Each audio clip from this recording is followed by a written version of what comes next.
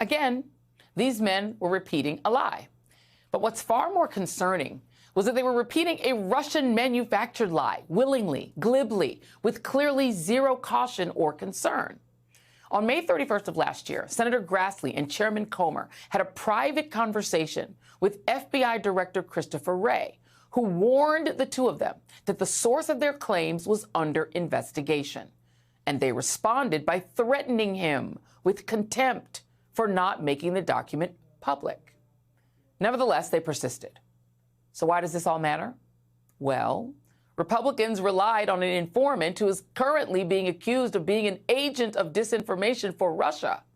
Republicans built a case around a man that the Justice Department was so concerned about that they asked a judge to keep him locked up because he might take the $6 million in cash that he has access to and his Israeli passport, because that's where he's a citizen, and flee to Russia. Surprisingly, despite all of that, a judge did grant Smirnov's release from custody on Tuesday, but with conditions, a decision that the DOJ so adamantly opposes that they asked the judge to reconsider this morning. Here's the other important part of this. Russia is so determined to undermine our democracy and their democracy at home that they will do whatever it takes, from killing opposition leader Alexei Navalny to interfering in our elections. In 2016, both the Mueller report and a bipartisan Senate investigation proved that Russia interfered in the presidential election in a far-ranging influence campaign approved by Vladimir Putin to help elect Donald Trump. In 2020, they sought to do it again, this time making Giuliani, Rudy Giuliani, the target of a Russian influence operation aimed at circulating lies about Joe Biden, which he willingly did when Giuliani traveled to Kyiv in 2019 and met with a Ukrainian lawmaker whom the U.S. government later labeled an active Russian agent and sanctioned on grounds that he was running an influence campaign against Biden. Those are the same lies that Smirnov mirrored when he talked to his FBI handler and fed him made-up stories. Sadly, the issue here is that Republicans are repeatedly far too willing to be pawns in Russia's quest to destroy this country and set our democracy on fire. But I guess when you share the same goals, you're more than willing to be Russia's useful idiots. Joining me now is Lev Parnas, former associate of Rudy Giuliani during his scheme to dig up dirt on the Bidens in Ukraine. He is the author of the book, Shadow Diplomacy, Lev Parnas' Wild Ride from Brooklyn to Donald Trump's Inner Circle, which comes out tomorrow. And Naveed Jamali, former FBI double agent and host of Newsweek's Unconventional. Thank you both for being here. I do want to start with you, Lev. Welcome to the show. I just want to walk with you through your own journey as somebody who was peddling lies like the ones Mr. Smirnov was peddling. You became a big-time donor with a guy named Igor, Lev and Igor. People will remember you guys by your first names from that scandal, in which you donated a bunch of money to a Trump super PAC, became insiders, and then talk about how you got involved with Rudy Giuliani in trying to market a very similar story to the one Mr. Smirnov was marketing to the Trump campaign. Absolutely. Thank you for having me, Joy. I'm a big fan. I was watching your show from the very beginning. I mean, it was a little bit more than just donating. I built a relationship with a very big Trump lobbyist, Brian Ballard at the time, and a combination between the donations and the relationship with him, I was able to become a very big insider in Trump's inner circle. I met Giuliani in the summertime of 2018. When I say met, I really met him. I met him several times previously, but that's when we got pretty close.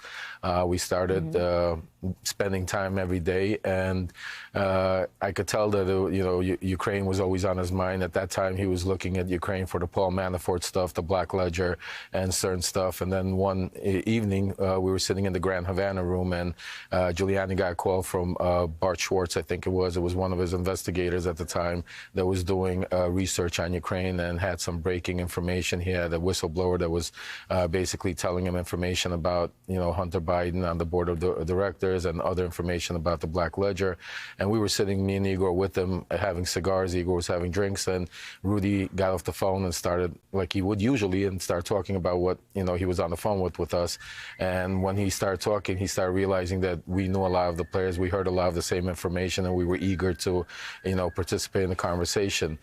Within a half an hour. So wait, let me just back you up for just 1 second. You were born in Ukraine, right? Back when it was part of the Soviet Union. You are Ukrainian. And so this whole idea, all the Black Ledger stuff, the allegation was supposed to be that Joe Biden and Hunter Biden, when Joe Biden was vice president, were taking bribes to protect this company, Burisma, that Hunter Biden sat on the board of, right? Is that the same story that you were also peddling? And do you now say that that story was made up?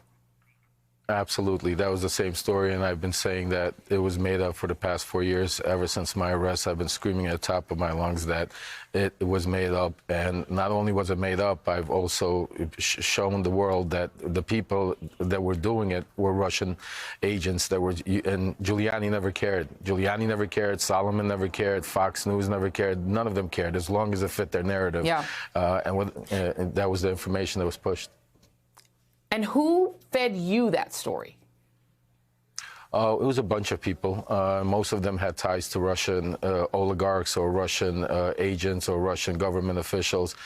Some of them were actual Ukrainian officials that also had ties. But at the end, it was all the same people pushing the same story that was coming from the same source, Russia. Right. And the goal of the story was to make Biden look corrupt, so that it would negate Donald Trump's alleged ties to Russia and make it look like Biden was on the take from Ukraine. Is that correct? Oh, that was a combination, yeah. First of all, it was that, but also Trump was so scared of losing to Biden, he thought it would be an embarrassment that they wanted to seal it by getting Biden out of the race by showing how corrupt it was and not giving him a chance. So let me bring you in, Navid, because you, served as a double agent. You know how this works. Is that how it works? That a Russian operative or Russian agents gets to somebody like our friend Lev here and says, hey, this is a story I want you to push. And then it goes into the ecosystem, and then that works. But if he also has an FBI handler, and then he's telling that guy the story, that's a crime, right? Yeah, I mean, you're right on both parts. I mean, Joy, this feels like we've been here before. It's like WikiLeaks, Carter Page, and all of that rolled into one. For people who maybe just have lived under a rock for the last 8 years, I'll say this, as I've said it before, for Russia, the Cold War never ended. United States is Vladimir Putin's main enemy. He is seeking to undermine not just democracy. It's not about necessarily putting a thumb on the scale for Biden or Trump, although intelligence assessment says that he prefers Trump. The reality is that he wants to see a weakened United States. I mean, we talked about the death of Navalny, but the other big news that happened this week is that it was announced that Russia is trying to put a nuke into space. I mean, this is a man, unlike 2016, unlike 2020, he is at war in Ukraine, losing badly. He is desperate, and this makes him incredibly dangerous. So why wouldn't he try to interfere with the election? Why wouldn't he try to undermine Joe Biden? It just, just makes total sense with everything we've seen the last 8 years. And with Smirnov now out, he has an Israeli passport.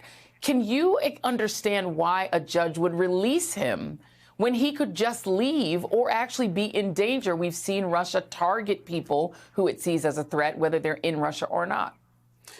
I don't think that he is at risk for being assassinated in the United States. I think the Russians, there are some rules that they play with. Although, again, to your point, they assassinated a defector in Spain just this week. So, insofar as why the judge did it, you'd have to ask them. It is certainly, if the DOJ is saying this guy's a flight risk, they believe he's a flight risk. And if he has other passports, again, it's just, it is crazy, to your point, Joy, working with the FBI, that this person would have gotten to that point. They would have vetted him. They would have had to confirm. And it's obvious that his lies were easily disprovable, it seems, from reporting. So I have to ask the same question you're asking is, how did this come to pass? Lev, I'm going to give you an opportunity to explain how easy is it to launder the kinds of stories that you and Rudy Giuliani and Mr. Smirnov were laundering? How easy is it to launder them to Fox or to Republican members of Congress? Are they just, it's like, bring them to me? Well, I mean, usually, I mean, it would be really difficult, but here you had willing participants that wanted the information, looked for it, and, you know, dismantled information that didn't make sense. So they were eager, willing participants, and basically, I mean, look, I mean, Devin Nunes had Derek Harvey be my handler, you know, doing interviews with Ukraine, and then he got up and said he didn't even know who I was, claiming my wife was calling him instead of me. I mean, these people are insane. I mean, they don't want the truth. They don't. All they want to do is, like Homer said, there's a lot of smoke, so there should be fire, but they want so much smoke where you think there's fire, but you can't see because there really is no fire. It's just a mirage. And that's all they want to do. They want to cause chaos, and they knew all along that most of the information they're talking about was nonsense.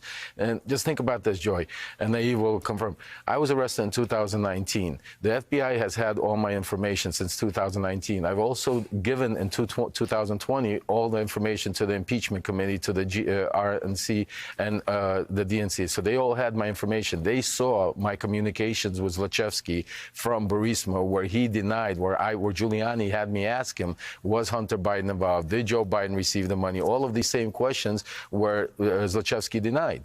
And they knew it, and they had it. And why would it take them so long to come up? And another thing is, this is an individual that is being handled, and Naive could probably confirm to this, that is being handled by the FBI. Yeah. He had meetings with Burisma supposedly in 2015, and he overheard this conversation. But he didn't report it in 2015. All of a sudden, he only reported in 2020 after my arrest and after I came public with all the stuff that they were doing. So, I mean, it's very fishy what's going on in the FBI. I mean, even remember David Clark. When David Clark was announced as special counselor, me and my lawyer tried to reach out to him to give him information, to tell him that this information is false. He never returned our phone call. So, you know, you take a look at what it is. Yeah. I will read your book with interest. Lev Parnas, I appreciate you coming on the show. Naveed Jamali, always appreciate you, my friend. It is a strange, strange, strange thing, and I think we're going to be following this a lot more as time goes on. Lev Parnas, Naveed Jamali, thank you both. If it makes you feel any better, I have already put evac on alert. He's ready to go if it comes to that. General, I can assure you. Hey, General, let me into the war room to see you, so I had to hack my way onto this frequency. This better be critical, Wheelie. Sir, come on, when is it not, please? Okay, couple of things. I'm running low on the dough. I was thinking about taking a couple of months sick leave, maybe starting today. And, oh yeah, I intercepted a transmission from Megatron. Then send it through. Yes, sir, right away, sir. And so I'll assume that we're going on to let us know. This is your last warning, insects. Relinquish what remains of the Allspark. So who's the insect? You? What? Who's the insect? Protect you. They were defeated on our world, and we will defeat them here. The Megatron. This was just a diversion. Security, please bring up. Rabbit, she's already inside. Deeds! Give me an update on that reserve. Boss readiness. What was his name? What was it? Evac, sir. Right, evac.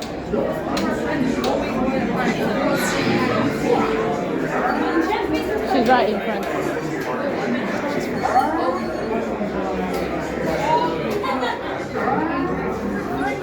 We are facing a heavy, sustained attack. They appear to be after the Allspark aircraft. General! General! We need to evac immediately. Evac.